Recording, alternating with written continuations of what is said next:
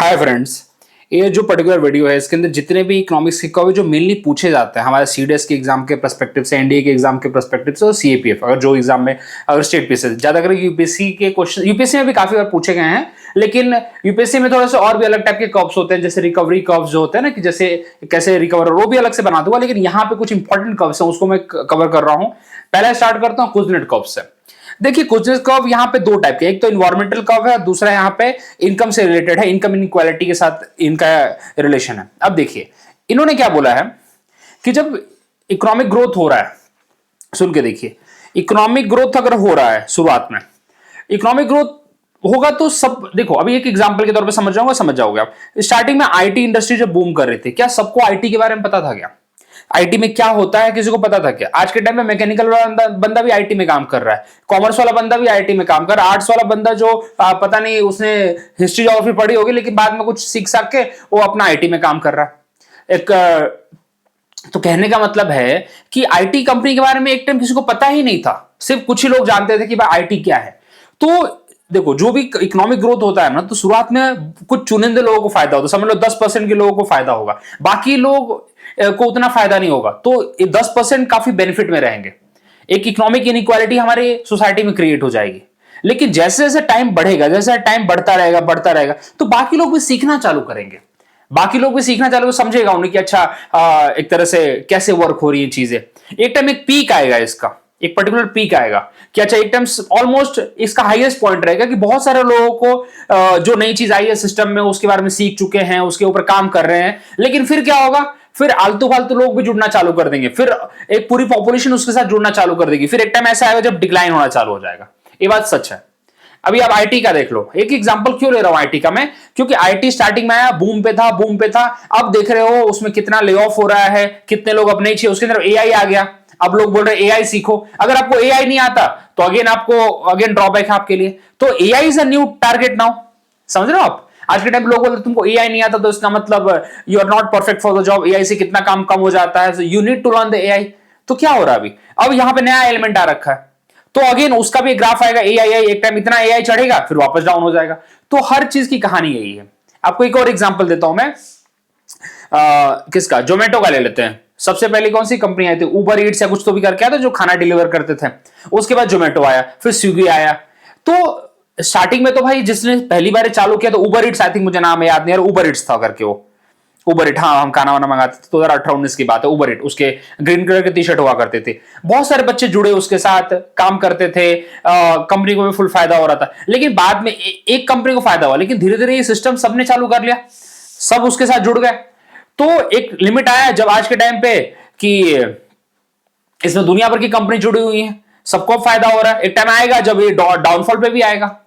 तो एक हर जगह की कहानी है। जब इकोनॉमिक ग्रोथ होता है तो शुरुआत में एक इनकम इनइक्वालिटी क्रिएट होती है, and after some time everybody started patching up and then come a peak, एक पीक आता है, फिर डाउनफॉल आता है उसका। इसको बोलते हैं इन्वर्टेड यू कर्व। पहले शुरू में बढ़ रहा है, फिर एक पीक आएगा, फिर नीचे आएगा। ठीक है, ये होता है goodness curve. Economic inequality with अपना यहां पे ग्रोथ के साथ चलता है। ठीक है, अब यहां पे एक और एग्जांपल ले लो, इसके लिए समझ लो, क्योंकि एग्जांपल ही आपको याद रखेंगे, ये नहीं रखेगा आपको कि इसका क्या बोलते हैं, रटोगे तो फिर भूल जाओगे। एक एग्जांपल लेता हूं अपने ओला और उबर ड्राइवर्स का। जब ओला स्टार्टिंग में नया नया आया था ना, तो बहुत सारे कुछ पढ़े लिखे ऑटो ड्राइवर्स थे, रिक्शा ड्राइवर थे, उन लोगों ने उसमें रजिस्टर किया, कमा रहे हैं फुल पैसा। टैक्सी ड्राइवर्स, लेकिन जो पुराने ओल्ड स्कूल जो टैक्सी ड्राइवर्स थे उनका था अरे हमारा तो वही, हम रोक के लोगों को चढ़ाएंगे लेके जाएंगे, हमारा वही सिस्टम है। लेकिन बाद में रियलाइज किया कि जो ओला वाले हैं वो ज्यादा कमा रहे हैं, क्योंकि उनकी बुकिंग हो जाती है, ऑनलाइन बुकिंग हो जाती है, वो छोड़ के आ जाते हैं। तो जो पुराने टैक्सी ड्राइवर थे, जो कन्वेंशनल थे, उनका पुराना तौर तरीका था, उन्होंने क्या किया, उन्होंने भी सिस्टम चालू किया। उन्होंने अपने बच्चों से सीखा, भाई हमको सिखा दे मोबाइल कैसे यूज करना है। उन्होंने फिर ऐप इंस्टॉल किया, सीखना चालू किया। तो शुरुआत में तो सिर्फ कुछ ही 10 लोगों को पता था, 10 या 100 लोगों को पता था, बाद में 1000 लोगों तक पता चल गया। फिर बाद में एक ऐसा टाइम आया जब 2 लाख 3 लाख लोगों को, फिर एक पीक आ गया उसका, फिर अगेन डाउनफॉल में आ गया। अब देख रहे हो, मतलब एक आएगा। अभी आज के टाइम पे बोलो कि भाई ओला हर जगह यूज होता नहीं होता यूज, तो हर चीज का एक सिस्टम है। Everything goes like this. Hopefully आप रिलेट कर पा रहे होंगे। बोलते हैं कि हर चीज का एक पीक आता है डाउन, तो गुडनेस कर्व उसी की बात करता है यहां पे। तो स्टार्टिंग में ऑटो ड्राइवर्स के बीच में भी एक इनइक्वालिटी क्रिएट हो गई। आप इसको हर जगह रिलेट कर सकते हो, हर सिस्टम में रिलेट कर सकते हो, एजुकेशन के सिस्टम में भी रिलेट कर सकते हो, ठीक है। हर एक सिस्टम में this curve will follow. Okay, चलिए अभी देखिए, अभी जैसे इंडस्ट्रियलाइजेशन आया, सबको फायदा स्टार्टिंग में नहीं हुआ, सबको फायदा स्टार्टिंग में नहीं हुआ। स्टार्टिंग में क्या हुआ, कुछ चुनिंदे लोगों को फायदा हुआ, उसकी वजह से इनइक्वालिटी क्रिएट हुई, फिर बाकी लोग सीखना चालू किए, अरे भाई ऐसा क्यों हो रहा है। ओके, देन टाइम्स कम जब ऐसा हमें देखने को मिलता है कि बहुत सारे लोग उसके इंडस्ट्रियलाइजेशन सेक्शन में जुड़ चुके हैं, उनको भी फायदा हो रहा है। फिर टाइम आएगा कि भाई कुछ कंट्रीज होती है जो इंडस्ट्रियलाइजेशन के पीक पे आ चुकी है, जैसे यूएसए आ चुका, अब कहां डेवलपमेंट करेंगे वो लोग। इंडिया जैसी कंट्री जो अभी भी चढ़ रही है, ऊंचाइयां चढ़ रही है, चाइना जो अब एक लेवल पे पहुंच चुकी है। तो ये देखिए, ये हम इससे समझ में आता है। चलिए, तो ये दिस इज द, इसको इसका डायग्राम कैसे बनता है भैया, इसका डायग्राम ऐसे बनता है, देखिए पर कैपिटा इनकम हमारा एक्स एक्सिस पे रहेगा, मतलब पर एक पर्सन को कितना इनकम हो रहा है, और इनकम इनइक्वालिटी जैसे जैसे भाई आप धीरे धीरे आपका क्या बोलते हैं ग्रोथ हो रहा है, आप इनइक्वालिटी आपकी कम हो रही है, सिंपल सी बातें हैं। चलिए, इन्वर्टेड यू शेप बोलते हैं, बहुत एग्जाम में पूछा आता है, इन्वर्टेड यू शेप बोलते हैं इसको। ये देखिए, ये देखिए अब पर कैपिटा इनकम जैसे जैसे भाई क्या हो गया, बढ़ रहा है, एक टाइम पे पीक पकड़ेगा, एक टाइम पे पीक पकड़ेगा इसका भाई इनइक्वालिटी का, क्योंकि ऑफ कोर्स ये बात है, उसके बाद फिर इसका डिक्लाइन होगा, फिर डेवलप बन गया, क्योंकि सब लोगों को फायदा मिलने लगा उसका, वही तो बता रहा हूं। एक पीक आता है, फिर उसके बाद जैसे आप ये देख लो, यूएसए देख लो, यूएसए एक टाइम पे भाई दबा के इनइक्वालिटी रही होगी, लेकिन आज के टाइम पे बहुत सारे लोग उससे जुड़ गए, मतलब they are the part of the system, they understand how it's work, तो पूरी तरह से स्टार्टअप का कल्चर बन गया वहां पे। हमारी कंट्री में भी स्टार्टअप का कल्चर नहीं एस्टैब्लिश हो पाया, तो होपफुली आप रिलेट कर पा रहे होंगे कि कैसे जब इकोनॉमिक ग्रोथ होता है तो शुरुआत में हमें देखने को मिलता है कि इनइक्वालिटी बढ़ रही है, एक पीक आता है, उसके बाद अगेन डाउनफॉल आता है। क्यों डाउनफॉल आता है, क्योंकि बाकी लोग भी तो जुड़ रहे हैं ना उसके साथ, एक प्रॉपर सिस्टम है। ओके, आपके साथ भी होता होगा लाइफ, ये लाइफ की हर जगह पे आप इसको ऐड कर सकते हो, लेकिन यहाँ पे इसको मैंने इनकम के साथ और पर कैपिटा इनकम के साथ हमने यहाँ पे जोड़ा है, ठीक है। चलिए आगे बढ़ते हैं। होपफुली ये देखिए, एग्जाम में ये पूछ रहा है income inequality with per capita income, या फिर इसके साथ भी बोलते हैं economic growth versus per capita income, ये भी लिख लीजिए, economic growth versus per capita income, क्योंकि इकोनॉमिक ग्रोथ ही तो चल रही है ना, मतलब इनकम उसकी वजह से फिर रिलेट होगी, ठीक है, ये भी चलता है। Sorry, economic growth versus income equality, sorry income inequality, sorry, इसके साथ भी कभी कभी इस तरह पूछ लेते हो लोग, तो दिमाग में रखना है चीज। ओके, होपफुली आप इस कंसेप्ट को समझ पा रहे हो क्या बोलना चाहता हूं मैं। ओके, अब आता है लॉरेंस कर्व। देखिए लॉरेंस कर्व यहां पे बात करता है आपका इनकम इनइक्वालिटी, मतलब इनकम हमारी सोसाइटी में कैसे डिस्ट्रीब्यूटेड है, इनकम और वेल्थ क्या कुछ ही लोगों के हाथ में है क्या। देखो, अगर हमारी कंट्री के 10 लोगों के हाथ में पूरी कंट्री की इनकम रहेगी, तो आपको लगता नहीं हमारी कंट्री में सोशल डिस्पैरिटी आएगी कि नहीं आएगी, डिस्पैरिटी क्रिएट हो जाएगी, इसको प्रॉपर बोलते हैं इनइक्वालिटी। हमारी कंट्री में बहुत हाई लेवल पे इनइक्वालिटी रहेगी, करेक्ट। तो यही बात यहां पे की जा रही है, इकोनॉमिक इनइक्वालिटी कहने का मतलब यहां पे है, तो यह इकोनॉमिक डिस्पैरिटी बोल सकते हैं आप। तो यहां पे कॉन्सेंट्रेशन ऑफ वेल्थ के बारे में बात करता है लॉरेंस कर्व। लॉरेंस कर्व इसके बारे में आपको समझाता है, जैसे देखते हैं यहां पे ग्राफ से समझ में आता है सब कुछ, ग्राफ पे ध्यान देते हैं। ये देखिए, यहां पे एक साइड इन्होंने लिखा है कि पोर्शन ऑफ इनकम है, पोर्शन ऑफ वेल्थ लिख सकते हो, यहां पे कोई प्रॉब्लम नहीं, दोनों चलेगा यहां पे, पोर्शन ऑफ वेल्थ। और दूसरे साइड है पॉपुलेशन। ये देखिए, एक ग्राफ इसका ऐसे बनता है, मतलब एक कर्व शेप होता है, लीनियर, मतलब आप लीनियर ग्राफ ही बोल सकते हो, एग्जैक्ट लीनियर तो नहीं है लेकिन ठीक है। अभी इकोनॉमिक्स के अंदर ऐसे लीनियर ग्राफ बनना मुश्किल है यार, क्योंकि एक्सेप्शन तो इकोनॉमिक्स के अंदर रहेंगे ही रहेंगे ना, इकोनॉमिक्स लोगों से ही चल रही, कहने का मतलब वही है, लोगों के बिना इकोनॉमिक्स नहीं है। ओके, अब देखिए, तो जब हम टॉप पे पहुंचा रही, यहां पे अगर यहां की बात करूं मैं, तो यहां पे अगर यहां पे आप देखोगे कि इनकम इनइक्वालिटी आपकी 1 मिलेगी यहां पे, और यहां पे 100%, और यहां पे आपको 0 है। तो 0 मतलब यहां पे सब कुछ सही है। अगर 0 की बात करूं तो हमारी कंट्री में इनइक्वालिटी बिल्कुल नहीं है, हमारी कंट्री में इनइक्वालिटी बिल्कुल नहीं है, यहां पे सब कुछ सही चल रहा है। ओके, मतलब डिस्ट्रीब्यूशन ऑफ वेल्थ सबके पास बराबर है, और 100% मतलब कुछ ही 1-2 लोगों के हाथ में है कॉन्सेंट्रेशन और वेल्थ पूरी कॉन्सेंट्रेटेड है, और बाकी लोग ऐसे वही क्या बोलते हैं, लेबर की तरह काम कर रहे हैं, मरे जा रहे हैं, वैसा कंडीशन है। तो 1 मतलब कंप्लीट डिस्पैरिटी, और 0 मतलब equality of the wealth, distribution of the wealth properly और सही तरीके से मतलब प्रॉपरली डिस्ट्रीब्यूटेड है। इसका मतलब ये होता है। और जो यहां पे स्लोप इसका निकालते हैं that is called Guinea coefficient. क्या बोलते हैं उसको हम? गिनी कोफिशिएंट। ठीक है, तो जो गिनी कोफिशिएंट निकाला जाता है वहां पे वो उसी के बारे में बात करता है कि हमारा गिनी कोफिशिएंट अगर 0 आ गया तो that is called perfect equality, और गिनी कोफिशिएंट अगर 1 आया तो परफेक्ट इनइक्वालिटी, मतलब 1% ऑल्स ऑल द इनकम। इसी की बात है, मतलब उसके स्लोप की बात हो रही है, अगर उसका slope is called Guinea coefficient. ठीक है, तो ये चीज यहां पे बताई जाती है। तो ये कंसेप्ट है यहां पे। लॉरेंस कब की बात करेगा भाई कि the how the income is distributed in your country, और उसकी वजह से सोशल डिस्पैरिटी, इकोनॉमिक डिस्पैरिटी आपकी कंट्री में कैसे क्रिएट हो रही है, that's Lawrence curve is talking about. ठीक है, चलिए, और गिनी कोफिशिएंट उसी से रिलेटेड है।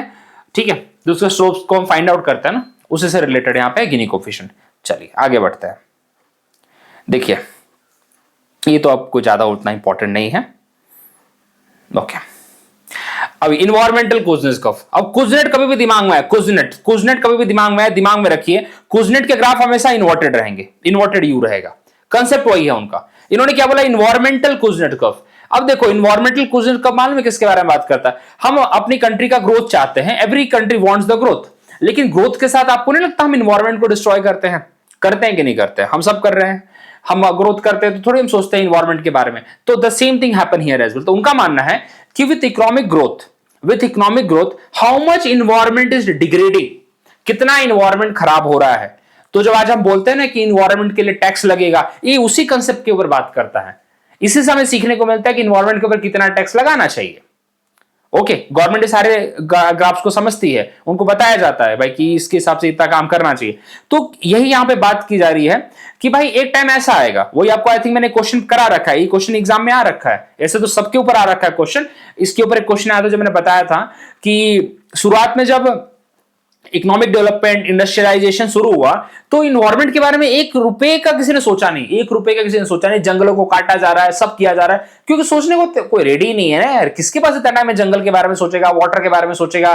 कोई नहीं सोचने वाला है। लेकिन एक टाइम ऐसा आएगा जब हम उसका रिप्रकशन भोगेंगे, जैसे आज हम भोग रहे हैं। जैसे गर्मी मार्च में दबा के चालू हो चुकी है, अप्रैल में आते आते पता नहीं आसमान छुएगी, मई में तो जाने ही दो, फिर सोचेंगे मई में बारिश कब हो जाए। तो हम ये समझ रहे हैं ना। एक टाइम पे just I am talking about at my place, I am living in Devlali, जहां पे हम बोलते हैं सबसे बेस्ट क्लाइमेट है। आप किसी भी आप फौजी को पूछोगे जिसको आप जानते हो जो देवलाली में रह के आया है, ही कैन टेल यू कि देवलाली का क्लाइमेट कैसा होता है। ओके, हमें ना ठंडी लगती है, ना गर्मी लगती है, ना बरसात फील होती है। बरसात भी बहुत नॉर्मल चलती है यहाँ पे।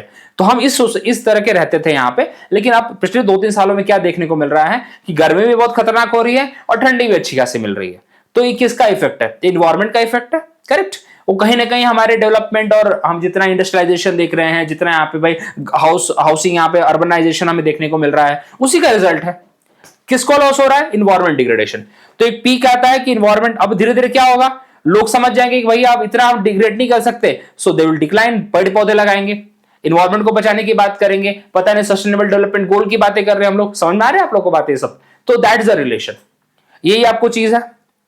एक शुरुआत में हम एक्सप्लॉइट करते हैं इंडस्ट्रियलाइजेशन के फेस में, हाई पॉल्यूशन, सब कुछ करते हैं, लेकिन धीरे धीरे हमें समझ में आने लगता है कि what is the loss for us, what is the repercussion outcome for us. वही है यहाँ पे चीजें। Versus the environmental degradation.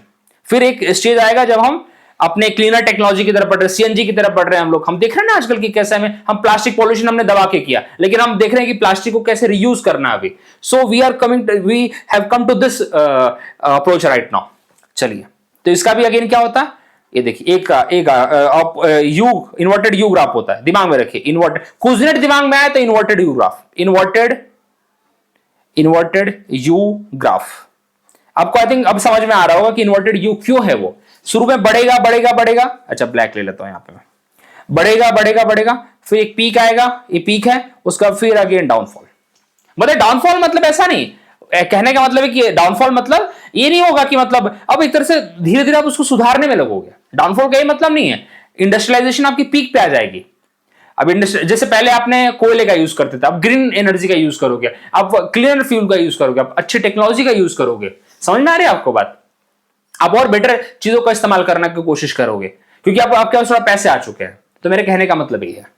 और एक टाइम आएगा जब आपकी पर कैपिटा इनकम बहुत ही हाई रहेगी, ग्रोथ रहेगी, तो that time you think about this अपने और इन्वायरमेंट के ऊपर आप अच्छा काम करोगे, बोलोगे अरे भाई हमारे घर के अंदर भी प्लांट चाहिए, हमारे घर के अंदर भी बोंजाई लगने चाहिए, समझ रहे हो आप, एक तरह से उस लेवल की आपकी सोच बढ़ जाएगी।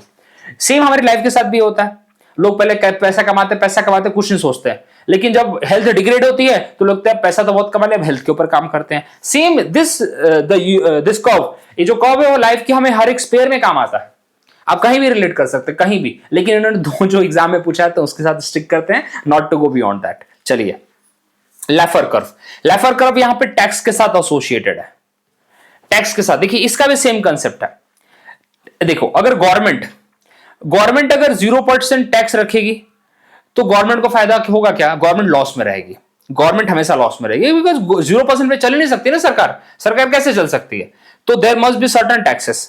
तो गवर्नमेंट अगर हाई टैक्स रख देगी, 100% टैक्स रख देगी, तो मैं पे करूंगा क्या, मैं नहीं पे करूंगा, मैं भारत छोड़ के चला जाऊंगा, बोलूंगा हट भारत में नहीं रहना, क्योंकि भारत में मैं जॉब ही नहीं कर सकता, भारत के अंदर मैं अपना बिजनेस स्टार्ट कर सकता, गवर्नमेंट 100% टैक्स ले लेते, बचेगा मेरे हाथ में क्या, क्या बचेगा मैं।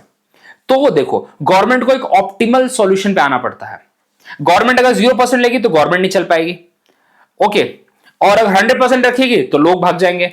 यार 100% तो बहुत ज्यादा बोल दिया मैंने, अगर गवर्नमेंट 30-40% के ऊपर आ जाए ना तो लोग भागना चालू कर देते। कितने सारे इंडस्ट्रीज टैक्स को इवेड करते हैं, सीए बना रखे हैं उन्होंने, क्यों, to evade the tax, tax से बचने के लिए, ठीक है, क्योंकि अभी भी आपको पता ही है अब टैक्स के ऊपर क्या ही बोलूं मैं।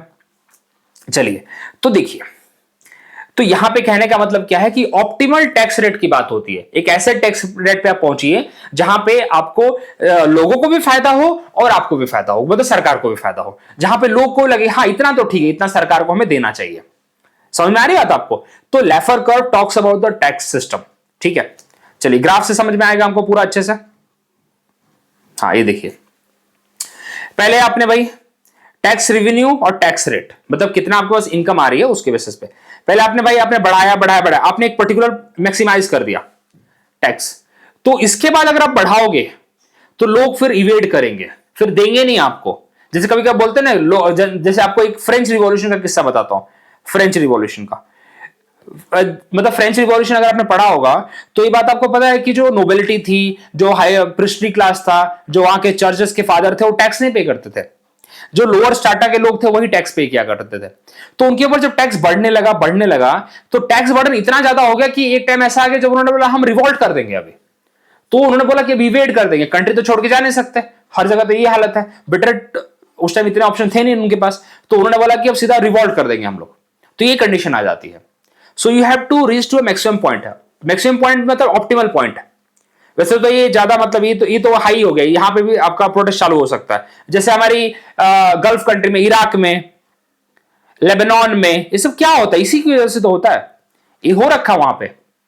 आपको एक और एग्जांपल देता हूं, यूएई के पास जितना तेल है उतना इराक के पास भी है, उतना वेनेजुएला के पास भी, वेनेजुएला के पास तो और ज्यादा है, लेकिन UAE is a developed country और इराक और वेनेजुएला अभी भी मर रहे हैं। थिंक अबाउट इट, ये उनके टैक्स रिजीम की वजह से, उनकी पॉलिटिकल सिनेरियो की वजह से, ओके।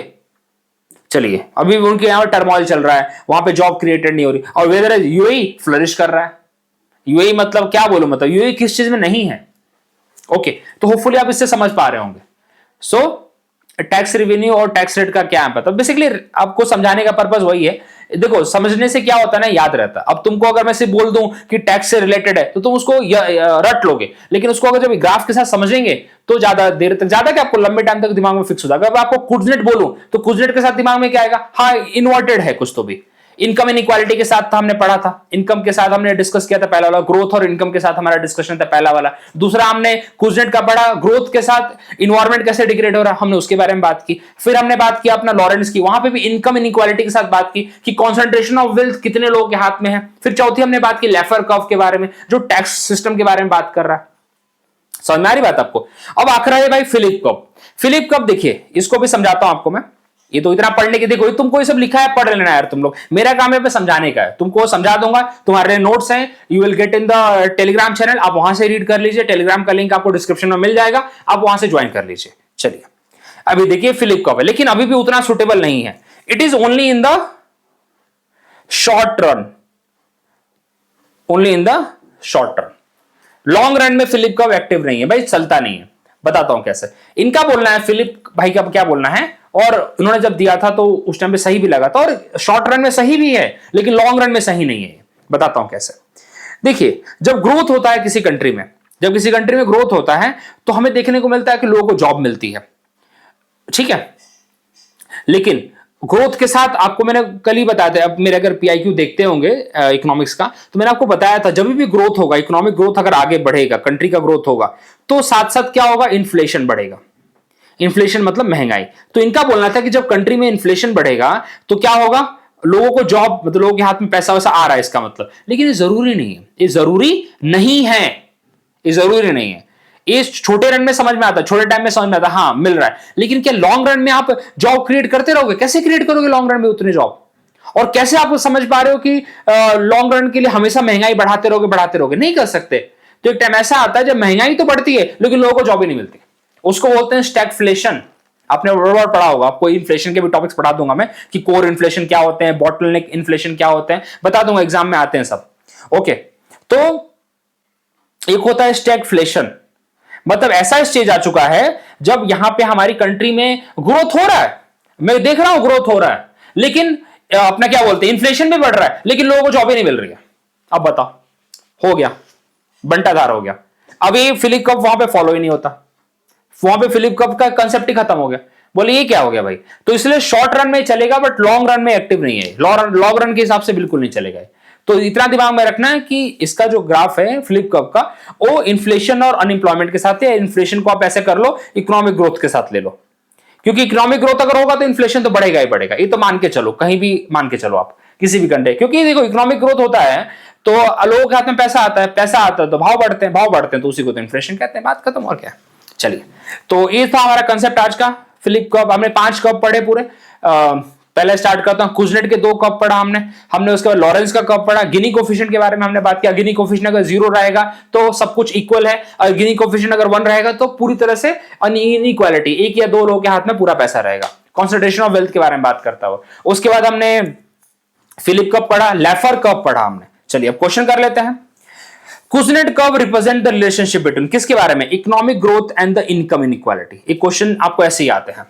लेफर कर्व किसके बारे में बात कर रहे हैं, tax rate and tax revenue के बारे में बात करता है, टैक्स रेट कितना होगा और उसके रिलेटेड रेवेन्यू कितने होंगे। चलिए, फिलिप कर्व किसके बारे में बात करता है, इन्फ्लेशन और द अनएम्प्लॉयमेंट। लॉरेंस कर्व किसके बारे में बोलता है, इनकम इनइक्वालिटी के बारे में बात करता है। हमने बात किया था ना कि अगर इनकम डिस्पैरिटी के बारे में बात करता है, करेक्ट। अगर 0 रहा तो हर जगह इक्वालिटी है, इक्वालिटी है, इक्वालिटी। अगर 1 रहा तो कंप्लीट डिस्पैरिटी है। According to the Laffer curve 100% tax rate, अगर 100% टैक्स रेट हुआ तो क्या होगा, गवर्नमेंट रेवेन्यू। आपको क्या लगता है, गवर्नमेंट अगर 100% टैक्स देगी तो लोग पे करेंगे क्या? गवर्नमेंट का रेवेन्यू और डाउन हो जाएगा, मिनिमम हो जाएगा, लोग भाग जाएंगे, बोले हट हम नहीं रहेंगे यहाँ पे, गवर्नमेंट टैक्स इवेजन चालू हो जाएंगे। सोच के देखिए, इसलिए गवर्नमेंट को सोच समझ के अपना टैक्स रेट डिसाइड करना पड़ता है। अभी अभी आपको तो कितना सब माहौल चल ही रहा था ना टैक्स के ऊपर, मेम बन ही रहे थे, ठीक है, आपको तो पता ही है। बोले यार रील शेयर करने पे कहीं टैक्स ना लगा दे मैडम, ये तो सब चल ही रहा था, आपको पता ही हुआ। देखिए, environmental Kuznets curve suggest that economic growth initially was in the environment but later improves it. ठीक है, बिल्कुल सही बात बोल रहे हैं, वही होता है। कुजनेट कर्व हाइपोथेसिस क्या बोलती है, वही है, इनकम इक्वालिटी इंक्रीज होती है अर्ली स्टेज में, लेकिन बाद में डिक्लाइन होती है। आपको कितनी बार बता चुका हूं, पहले बढ़ेगी फिर धीरे धीरे एक स्टेज आएगा जब सबका ग्रोथ चालू हो जाएगा। चलिए, तो ये मत देखना कि डिक्लाइन मतलब वापस से सब गरीब हो जाएंगे, नहीं, अब सब अमीर होंगे, मतलब अमीर मतलब सब अच्छे स्टेज की तरफ बढ़ेंगे।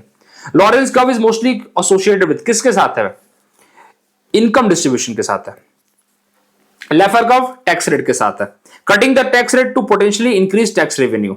देखिए, गवर्नमेंट अगर बोलेगी कि मैं आपका टैक्स रेट 5%, 6% रखूंगी, ऐसे कुछ रखूंगी, तो लोग बोलेंगे खुशी खुशी देंगे टैक्स, बोले ठीक है इतना ही टैक्स है, लेकिन वो बोले मैं 30% सबसे लूंगी, तो भाई नहीं चलेगा। अच्छा, हम एक और चीज बताता हूं, टैक्स रेट के साथ ही बता देना चाहता हूं, हमारी कंट्री में कौन सा सिस्टम है टैक्स रेट का, हमारे कंट्री में प्रोग्रेसिव टैक्स सिस्टम है। कौन सा सिस्टम, ये भी पूछा जाता है, प्रोग्रेसिव टैक्स सिस्टम हमारी कंट्री में। प्रोग्रेसिव टैक्स सिस्टम से क्या समझते हो आप लोग, कि अगर टैक्स रेट बढ़ेगा, सॉरी इनकम बढ़ेगी तो टैक्स बढ़ेगा। और फ्रेंच के टाइम पे क्या था, जो फ्रेंच वाला सिस्टम था ना, जब फ्रेंच रिवॉल्यूशन हो, वहां पे रिग्रेसिव सिस्टम था, क्योंकि नोबेलिटी के पास और जो हायर क्लास था वो इनकम तो बहुत कमाता था लेकिन पैसे नहीं देता था, तो उसमें क्या था कि जिसके पास कम पैसा वो ज्यादा टैक्स पे करेगा। तो ये सिस्टम चलता था अपने फ्रेंच यहाँ पे फ्रेंच रिवॉल्यूशन उसी की वजह से हुआ एक तरह से, that is one of the example. Okay, तो इतनी सारी चीजें कॉप्स के ऊपर एग्जाम में आते हैं, प्लीज इसको भूलिएगा मत। एक नंबर अगर आ गया तो एक नंबर यहां से पक्का हो जाता है, एक नंबर मतलब एक क्वेश्चन डन हो जाता है, एक क्वेश्चन तो आ ही जाता है, 2-3 साल में एक बार उठा के दे देते, तो एक छोटा सा टॉपिक है, you can go through that. और मिलते हैं अगले वीडियो में, थैंक यू वेरी मच।